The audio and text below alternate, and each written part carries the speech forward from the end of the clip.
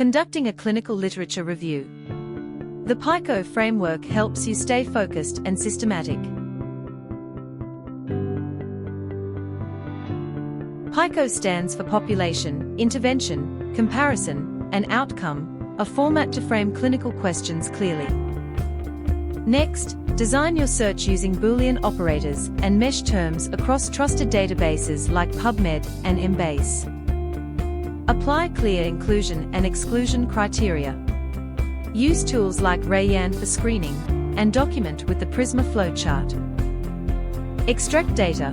Appraise quality using Grade or Cochrane tools, and synthesize results via meta-analysis or narrative summary. Use PICO to guide your next review, precise, structured, and evidence-based.